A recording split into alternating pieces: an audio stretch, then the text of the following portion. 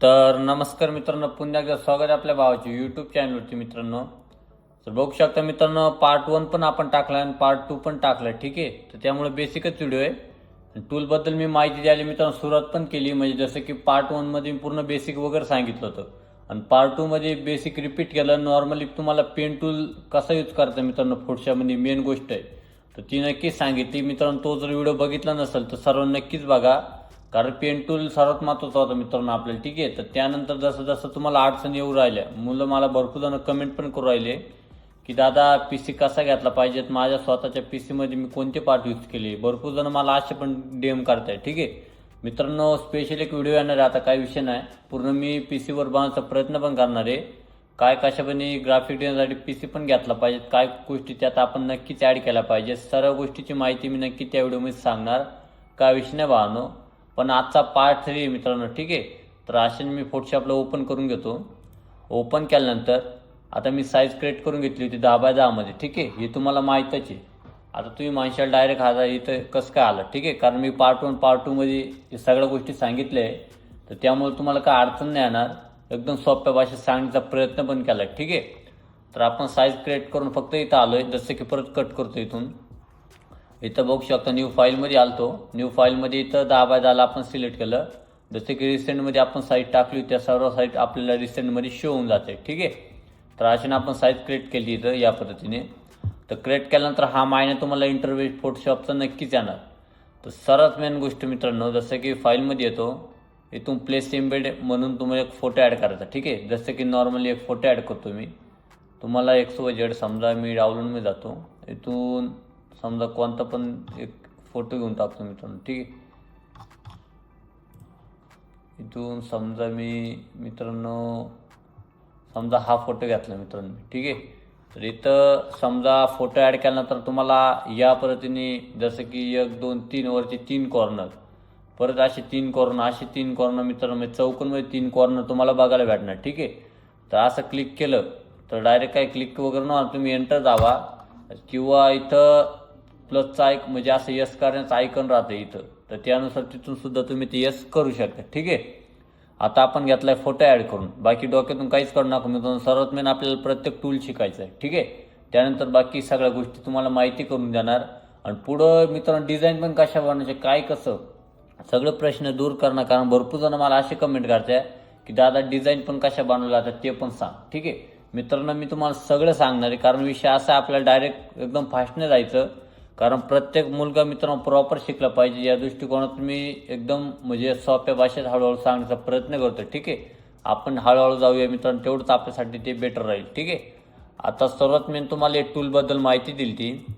जसं की प्रत्येक टूलवर क्लिक केल्यानंतर त्याच्या प्रॉपर्टीज तुम्हाला वर शो होऊन जाणार. ठीक आहे, तर पार्ट 2 मध्ये आपण बघितलं होतं मित्रांनो पेन टूल. जसं की पेन टूलला आपल्याला काम करायचं, जर आपण पिलर सिलेक्ट केलं तर डायरेक्ट आपण पेन टूल आलं. ठीक आहे, जसं व्हीला सिलेक्ट केलं तर आपण येऊया डायरेक्ट मूव टूल. ठीक आहे, जसं की राईट क्लिक करून त्याच्या की पण तुम्हाला इथं बघायला भेटते. तर मित्रांनो सर्वात मेन आता आपल्याला पहिली गोष्ट जायचं आहे ते म्हणजे मूव टूल.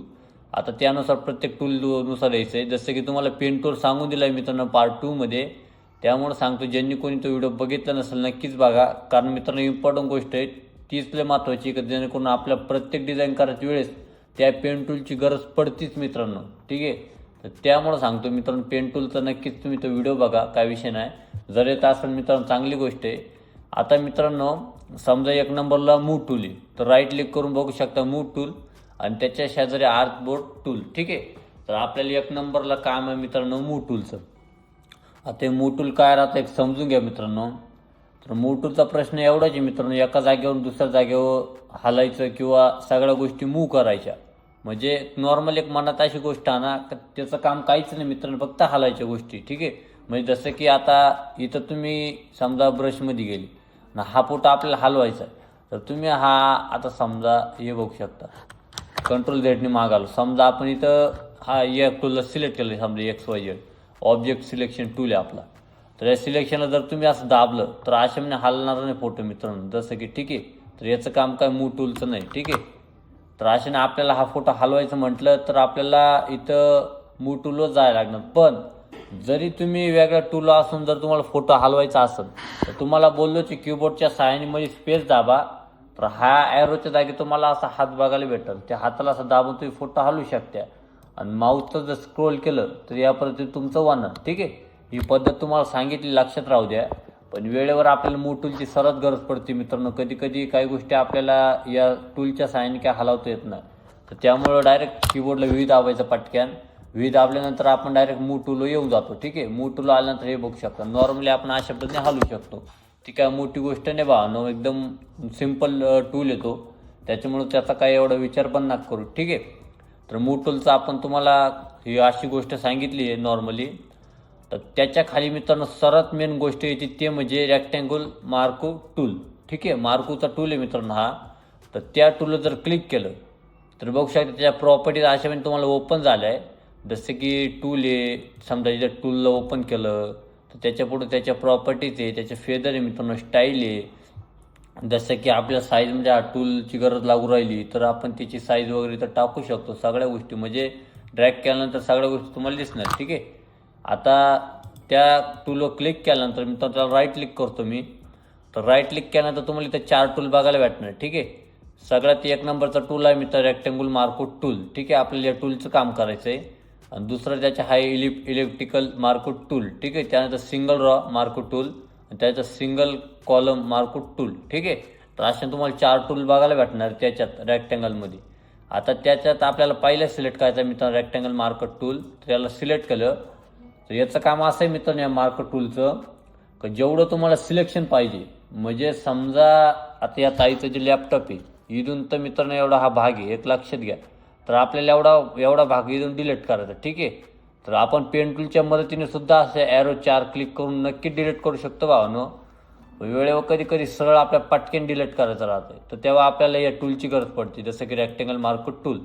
तर काय करायचं, इथं समजा आपल्या एवढा भाग डिलीट करायचा आहे ना, तर असं कोपऱ्याला यायचं आणि त्याला दाबून धरा मित्रांनो. दाबून झाल्यानंतर माऊस असं ह्या कोपऱ्याला नेल्यानंतर बघू शकता डायरेक्ट प्रॉपर त्यांनी त्याची हिशोबाने केला. इकडं बघू शकता जसं तुम्ही माऊस हे करशाल तर त्या पद्धतीने सिलेक्शन करीत जाणं. तर एवढं केल्यानंतर आता डिलीट दाबल्यानंतर काय आपला हा फोटो डिलीट नाही होणार बाबा. ठीक आहे, जसं की त्यांनी बोललं की smart object is not directly irritable. ठीक आहे, तर स्मार्ट ऑब्जेक्ट म्हटल्यावर तुम्हाला सांगितलं की मित्रांनो हा जो आयकॉन आहे हे असं असल्यानंतर डायरेक्ट हा जो फोटो हा स्मार्ट ऑब्जेक्ट आहे. तर राईट क्लिक करून इथं रिटायझर लेअर आहे याला घालून टाकायचं ना. आता डिलीट दाबल्यानंतर तुमचा फोटो डिलीट होणार हे बघू शकता बाबा. ठीक आहे, डिलीट झाल्यानंतर समजा आता डिलीट केला आहे आपण, पण तुम्हाला नको आहे तर कंट्रोल झेड झालं सिलेक्शन, परत कंट्रोल झेड या पद्धतीनं आता आपलं सिलेक्शन घालवायचं आहे. जर कंट्रोल झेड झालं तर सिलेक्शन ॲटोमॅटिक जाणार, काय विषय नाही, हे बघू शकता. परत आपलं सिलेक्शन हवं आहे कंट्रोल शिफ्ट झेड.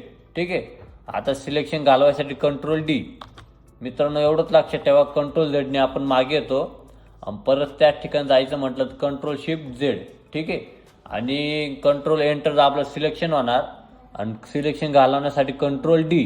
ठीक आहे, वहीत लिहून घ्या भावना, ज्यांनी कोणी नसेल लिहित त्याच्यामुळे लिहित चाला. मी तुम्हाला सांगितलं पण एक वया जवळ ठेवा, कारण मी तुम्हाला की सांगत चाललो मित्रांनो, तर कीतलं महत्त्वाचं आहे. तर अश्विन रेक्टँगल टूल आपलं क्रॉप करतो. ठीक आहे, आता राहिल्याविषयी मित्रांनो इथं समजा फिक्सेड साईज करा. तर समजा आता नॉर्मल म्हटलं तर नॉर्मल म्हटलं आपण जसं इथं माऊस ड्रॅग करू ते ॲटोमॅटिक त्या हिशोबाने घेणार. पण आपल्याला साईजमध्ये सिलेक्शन करायचं आहे मित्रांनो. तर इथं बघू शकता, तुम्हाला बोललोच आहे प्रत्येक रेक्टँगलला आपण जर क्लिक केलं तर त्याच्या प्रॉपर्टीज वर ओपन होते.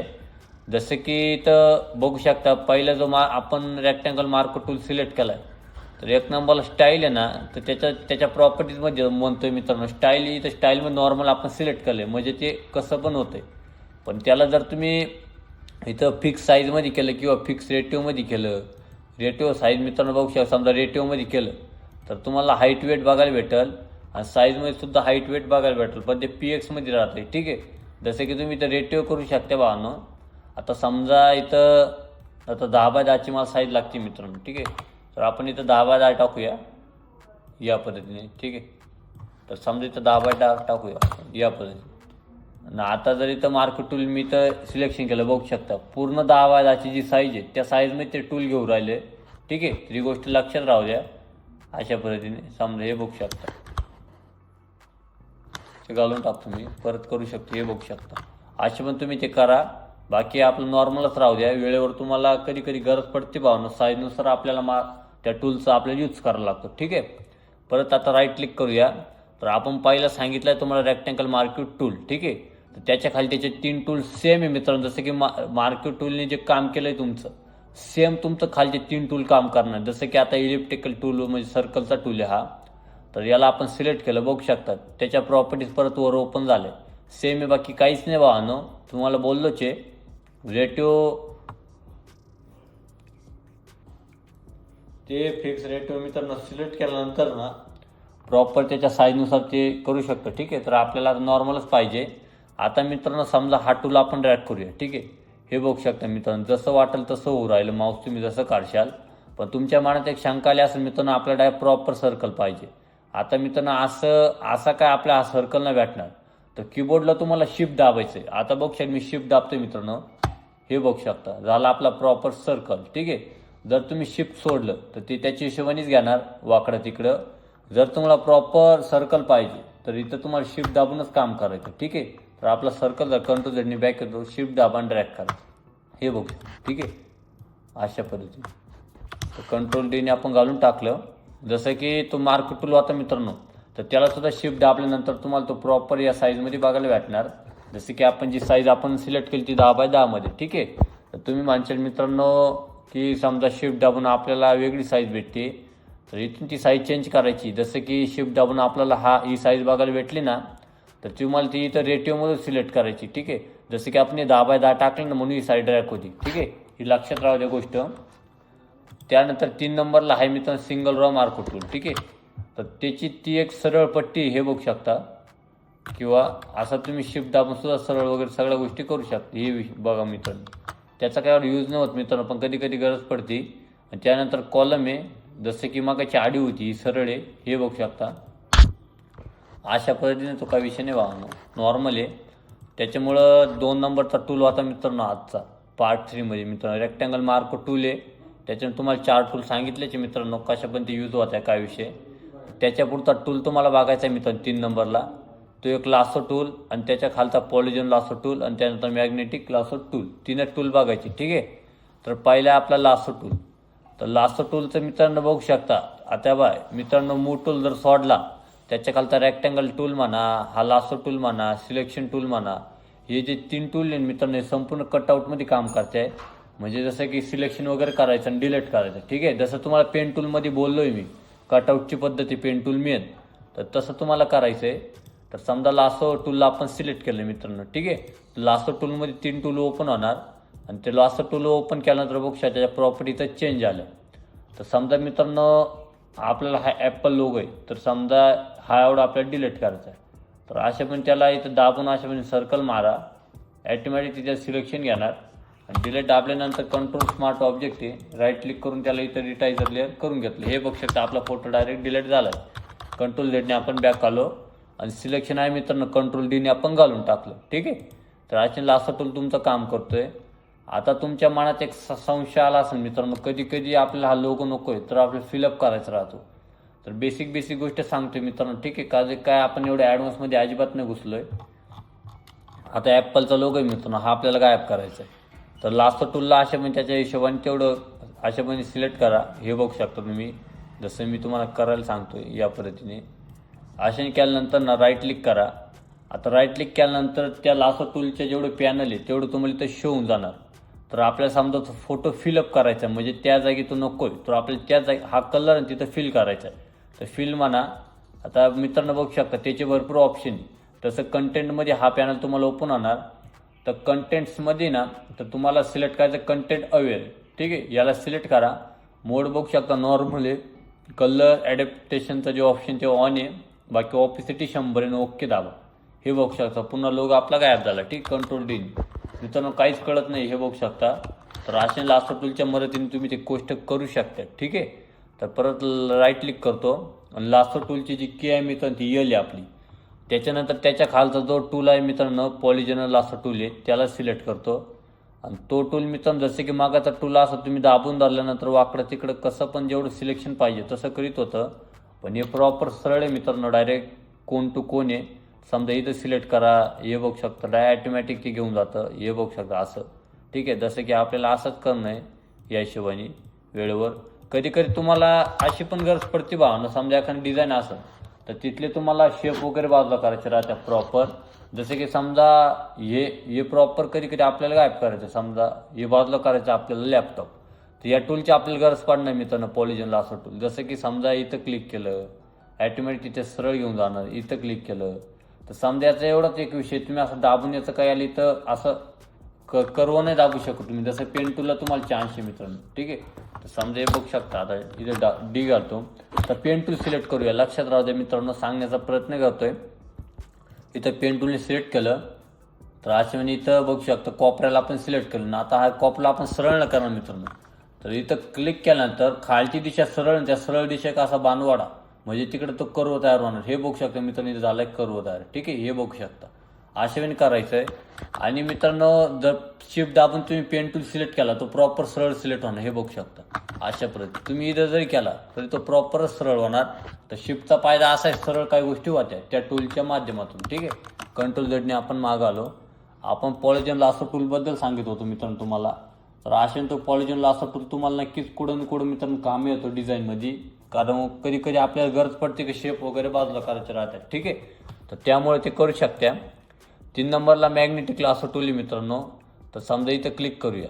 आता क्लिक केल्यानंतर जसं की तुम्हाला एक नॉर्मल गोष्ट सांगतो. ठीक आहे, इथं डी करतो.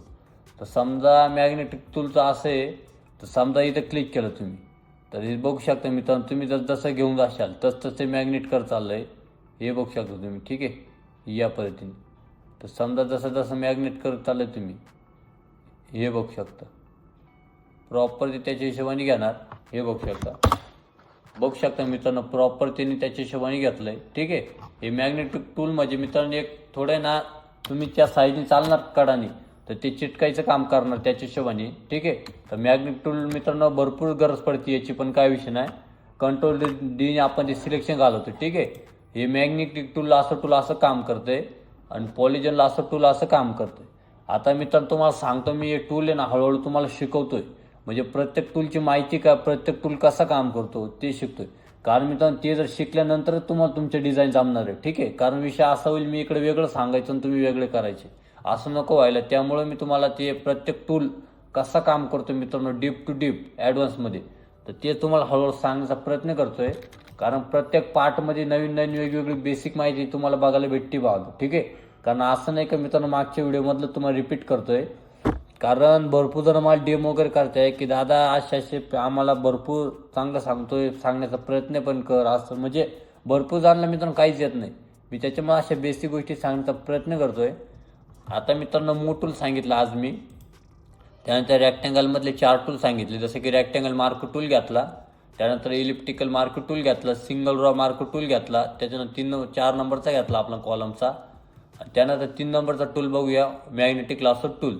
तर बघू शकता त्याची की पण इथं एल की मित्रांनो, यावर राईट क्लिक करतो आणि त्याच्यामध्ये 3 टूल होते, लासर टूल, पॉलिजन लासर टूल आणि मॅग्नेटिक लासर टूल. ठीक आहे, मूव टूल येऊया.